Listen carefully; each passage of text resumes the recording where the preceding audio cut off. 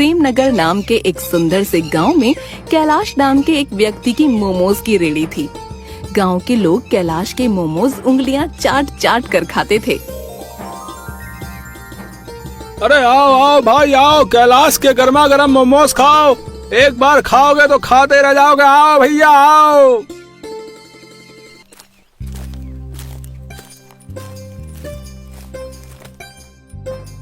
अरे कैलाश भाई, जल्दी से मेरे लिए एक प्लेट गर्मा गर्म मोमोज लगा दो। और हाँ, मेरी फेवरेट लाल चटनी देना मत भूलना, ठीक है? अरे हाँ भाई, क्यों नहीं। अरे लाल चटनी का क्या, हम तो तुमको हरी पीली नीली सभी प्रकार की चटनी खिलाए देंगे। हाँ।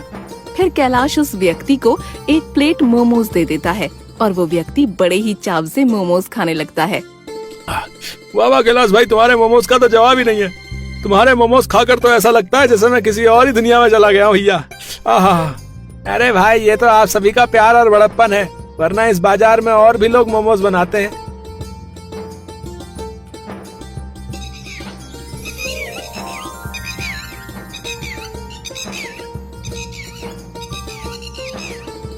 शाम तक कैलाश के सारे मोमोज बिक जाते हैं और वो अपनी रेहड़ी को लेकर घर आ जाता है।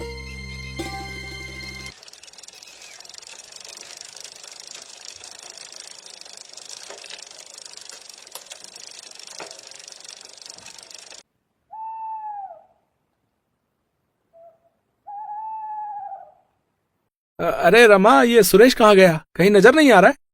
कैलाश इतना कह ही रहा होता है कि तभी वहाँ सुरेश आ जाता है।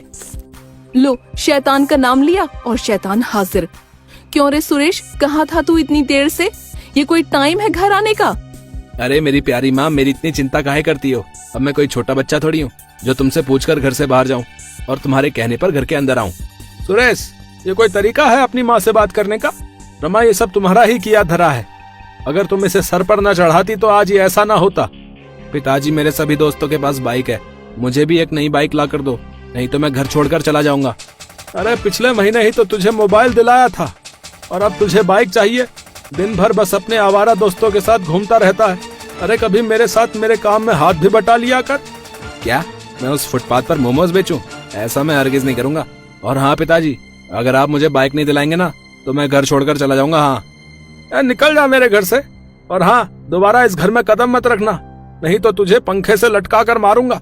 कैलाश की ये बात सुनकर सुरेश गुस्से में घर से निकल जाता है।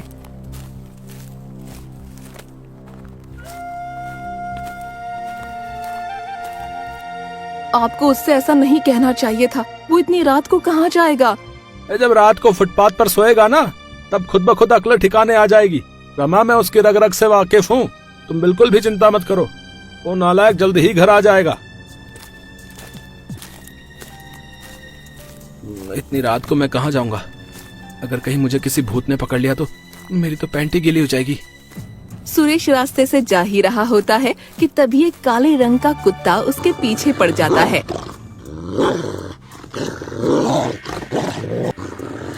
अरे मम्मी, कोई बचाओ। अरे बाप रे, अरे ये मेरे पीछे कुत्ता कहाँ से आ गया? अरे कोई मुझे इस कुत्ते से बचाओ, नहीं तो ये मुझे कच्चा चबा जाएगा।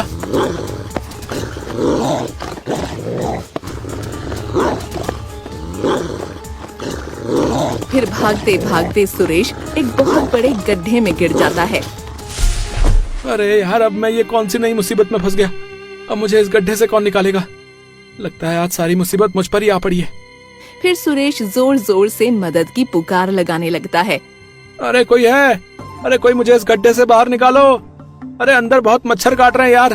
अरे कोई बचाओ। अरे ये आवाज कैसे आ रही है यार? ये कहीं मेरे कान तो नहीं बज रहे? अरे नहीं नहीं, यहाँ तो कोई है, मुझे पता लगाना होगा।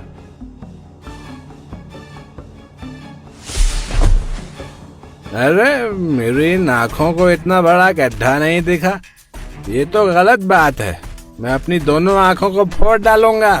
ये तू कैसी बहकी बहकी बातें कर रहा बेवड़े? और तुझसे किसने कहा था इस गड्ढे में गिरने को? मम्मी, कोई मुझे इस गड्ढे से बाहर निकालो, नहीं तो मैं मर जाऊंगा यार। कोई मुझे बचाओ। अरे ये तू कैसे बच्चों की तरह रो रहा है? अरे चुप हो जा मेरे बाप, हमें कोई ना कोई यहाँ से निकाल लेगा। अरे कोई हमें इस गड्ढे से बाहर निकालो, कोई है?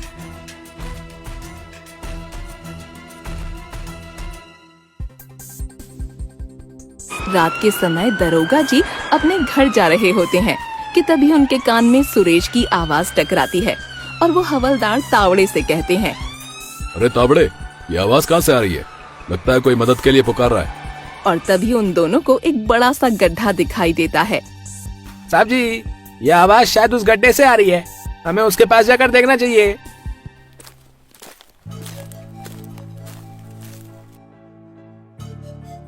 अरे दरोगा जी, अच्छा हुआ कि आप यहाँ पर आ गए। कृपा करके हमें इस गड्ढे से बाहर निकालिए। फिर दरोगा उन दोनों को गड्ढे से बाहर निकालता है। तुम दोनों इतनी रात को यहाँ क्या कर रहे थे और तुम इस गड्ढे में कैसे गिर गए? फिर सुरेश ने दरोगा जी को गड्ढे वाली सारी बात बताई। अच्छा तो ये बात है। सुरेश, अब तुम अपने घर जाओ। दरोगा जी, मुझे भी अपने घर जाना है। क्या आप मुझे अपने घर पर छोड़ देंगे? आपकी बड़ी मेहरबानी होगी। मैं तुझे घर नहीं, सीधे थाने ले जाऊंगा। इतनी रात को शराब पीता है? तेरी मरम्मत तो अब थाने में ही होगी बच्चू, चल। फिर दरोगा उस बेवड़े को पकड़कर थाने ले जाता है। अब इससे पहले कि कोई और मुसीबत आ जाए, मुझे अपने घर चलना चाहिए।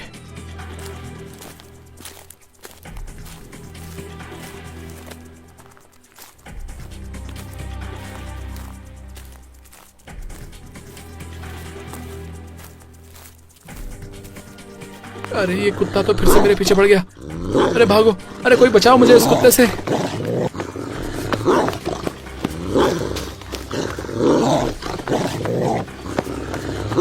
फिर सुरेश भागते भागते अपने घर पहुंच जाता है।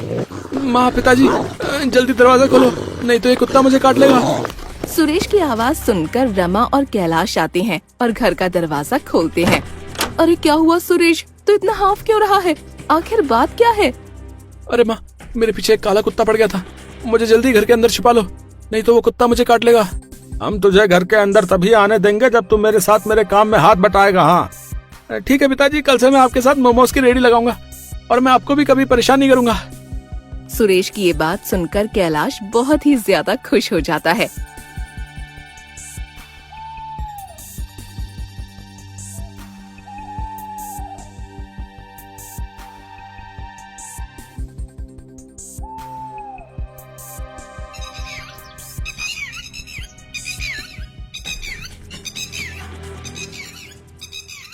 अरे आओ आओ गांववासियों, आओ जल्दी हमारी रेडी के पास आओ, गर्मा गर्म स्वादिष्ट मोमोज खाओ। कुछ ही देर में उनकी रेडी के पास लोगों की भीड़ लग जाती है। अरे भाई, मेरे लिए एक प्लेट मोमोज लगा दो। भाई, मेरे लिए 50 रुपए के मोमोज पैक कर दो। अगर आज मोमोज नहीं ले गया तो मेरी बीवी मुझे बहुत मारेगी। अरे भाई रुको रुको, थोड़ा सब्र करो, सभी लोगों को मोमोज मिलेगा। कैलाश की रेडी के कुछ दूर प्रीतम नाम के व्यक्ति की मोमोज की रेडी थी।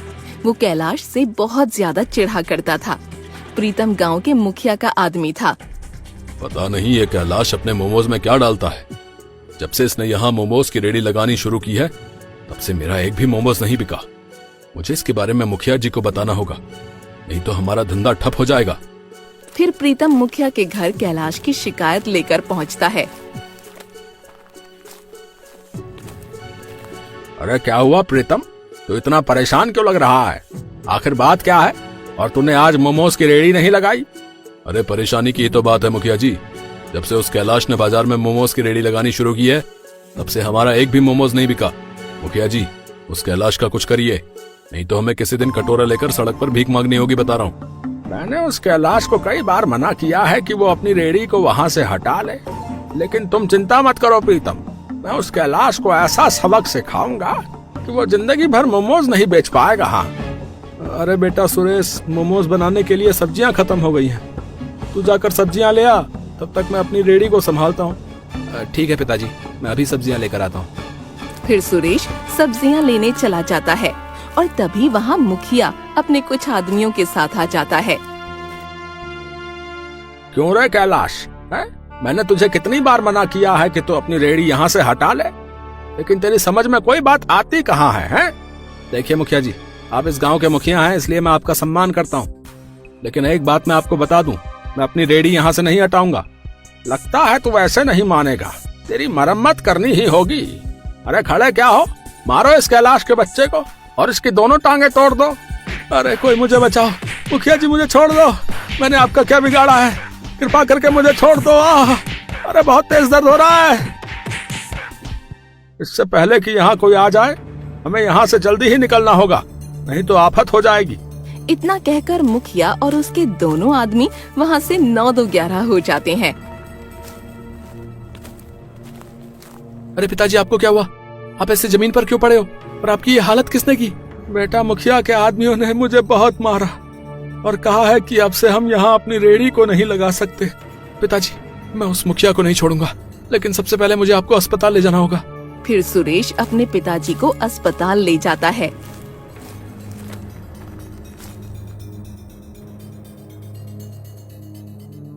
देखिए, आपके पिताजी 1-2 महीनों तक चल नहीं सकते। उनके पैरों में गहरी चोट आई है। बेहतर होगा कि वो 1-2 महीने घर पर ही आराम करें। फिर सुरेश अपने पिताजी को लेकर अपने घर आ जाता है। अरे सुरेश, ये तेरे पिताजी को क्या हुआ? माँ, ये सब कुछ उस मुखिया का किया धरा है। मैं उसकी शिकायत दरोगा जी से करूंगा। मैं उस मुखिया को छोड़ूंगा नहीं। बेटा, अभी हम उस मुखिया का कुछ नहीं कर सकते। हमारे पास उसके खिलाफ कोई ठोस सबूत नहीं है। अगर हमने उसकी शिकायत दरोगा जी से की तो वो हम पर विश्वास नहीं करेंगे। तुम ठीक कहती हो माँ। पहले हमें उसके खिलाफ कोई ठोस सबूत ढूंढना होगा, तभी हम उसको सजा दिला सकेंगे।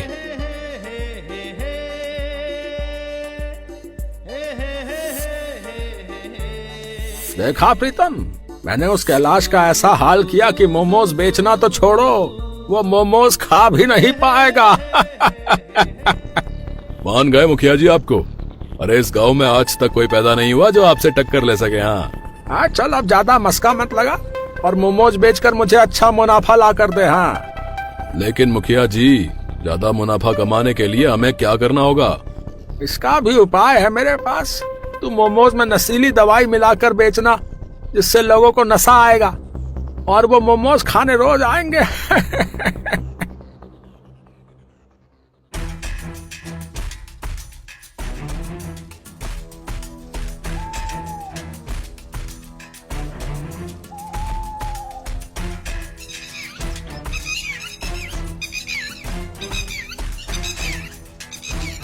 अगले दिन प्रीतम मोमोज की रेड़ी लेकर बीच बाजार में पहुंचता है और आवाज लगाते हुए कहता है, अरे आओ आओ भाई, स्वादिष्ट स्वादिष्ट मोमोज खाओ।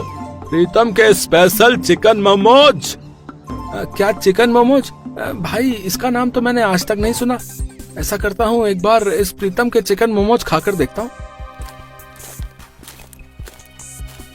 भाई, मेरे लिए 1 प्लेट चिकन मोमोज लगा दो। मैं भी तो देखूं तुम्हारे मोमोज में आखिर दम है भी कि नहीं। अरे भैया जी, अगर आपने मेरे एक बार चिकन मोमोज खा लिए ना तो रोज रोज खाने आओगे। हाँ। फिर प्रीतम उस व्यक्ति को 1 प्लेट नशीली दवाई वाले चिकन मोमोज खाने के लिए देता है।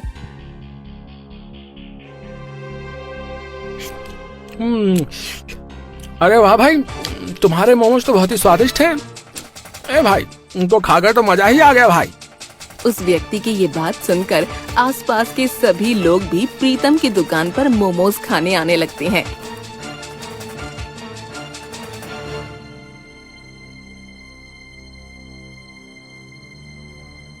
शाम तक प्रीतम के सारे मोमोज बिक जाते हैं।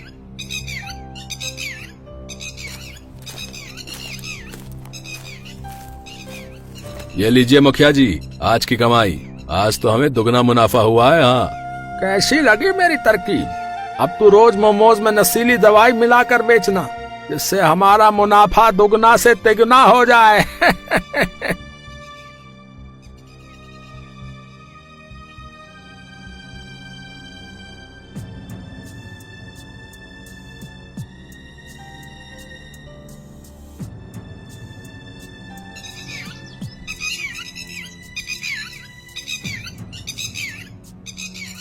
ऐसे ही कुछ दिन बीत जाते हैं। प्रीतम रोज नशीले मोमोज बेचता रहा और अब तो उसने हद ही पार कर दी। वो मोमोज बनाने के लिए चिकन की जगह कुत्ते का सड़ा मांस इस्तेमाल करने लगा ताकि उसका मुनाफा और अधिक हो सके। फिर एक दिन, मेरे पेट में बहुत तेज दर्द हो रहा है। अरे कोई बचाओ, मैं और दर्द सहन नहीं कर सकता। अरे क्या हुआ तुम्हें भैया? अरे भैया, जल्दी ही हमें इसे अस्पताल ले जाना होगा, नहीं तो ये यहीं पर अपना दम तोड़ देगा। फिर कुछ लोग उस व्यक्ति को अस्पताल में भर्ती करा देते हैं। धीरे धीरे गांव के अधिकतर लोगों की तबीयत खराब हो जाती है और ये बात सुरेश के कानों तक भी पहुंच जाती है। अरे माँ, तुम्हें पता है गांव के अधिकतर लोग बीमार हो गए। हाँ बेटा, सुना तो मैंने भी है। पता नहीं इस कलयुग में आखिर कब क्या हो जाए। अगर गांव के सभी लोग बीमार हैं, तो फिर हमें कुछ क्यों नहीं हुआ? इसके पीछे जरूर कोई ना कोई गड़बड़ है। मुझे पता लगाना ही होगा। फिर सुरेश बीमार व्यक्तियों की जानकारी लेने गांव के अस्पताल में पहुंच जाता है।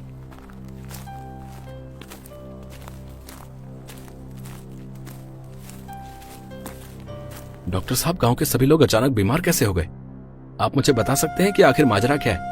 देखिए, गांव के सभी लोगों को फूड पॉइजनिंग हुई है। जरूर गांव वालों ने कुछ उल्टा सीधा खाया है, जिससे उनकी तबीयत खराब हो गई। फिर सुरेश कुछ देर सोचता है और तब डॉक्टर से कहता है, गांव के अधिकतर लोग प्रीतम के पास मोमोज खाने जाया करते थे। कहीं इसके पीछे उस प्रीतम का हाथ तो नहीं? मुझे जल्दी पता लगाना होगा।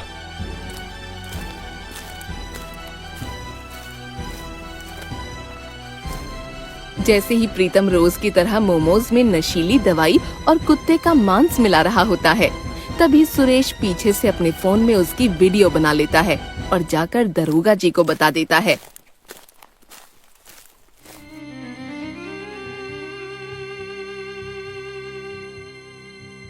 दरोगा जी, जल्दी मेरे साथ चलिए।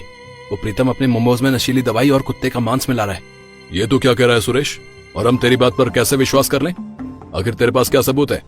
जब वो मोमोज में नशीली दवाई मिला रहा था, तब मैंने अपने फोन में उसकी वीडियो बना ली थी। फिर सुरेश दरोगा जी को वो वीडियो दिखाता है। अरे ये सुरेश तो सही कह रहा है। हमें जल्द ही इस प्रीतम के बच्चे को पकड़ना होगा, नहीं तो ये गांव के सभी लोगों को बीमार कर देगा।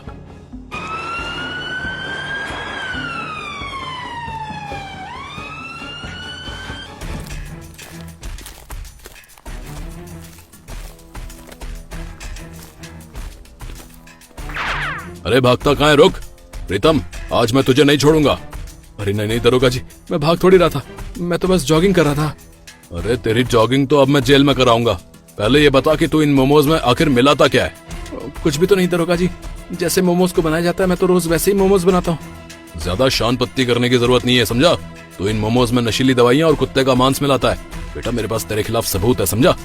फिर दरोगा प्रीतम को वो वीडियो दिखाता है और उसकी सारी सिट्टी पिट्टी गुल हो जाती है। मुझे छोड़ दीजिए दरोगा जी, ये सब मुझे मुखिया जी ने करने के लिए कहा था।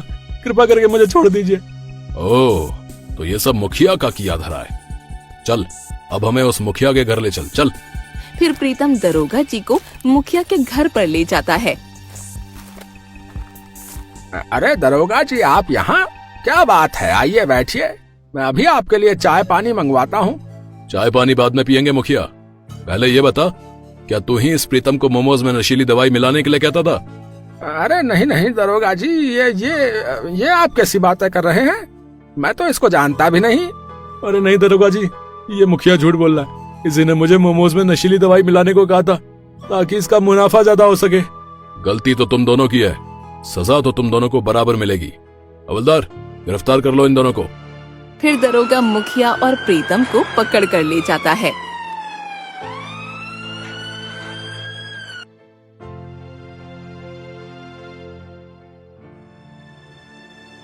अरे माँ, लोगों के बीमार होने के पीछे उस मुखिया का ही हाथ था। आज उस मुखिया को पुलिस पकड़ कर ले गई। अच्छा ही हुआ जो उस मुखिया को पुलिस पकड़ कर ले गई। जो दूसरों के साथ बुरा करता है, अंत में उसके साथ भी बुरा होता है। कुछ दिन बाद सुरेश के पिताजी की तबीयत भी ठीक हो जाती है और फिर से वो दोनों अपने मोमोज की रेडी लगाने लगते हैं और दिन दुगनी रात चौगुनी तरक्की करने लगते हैं।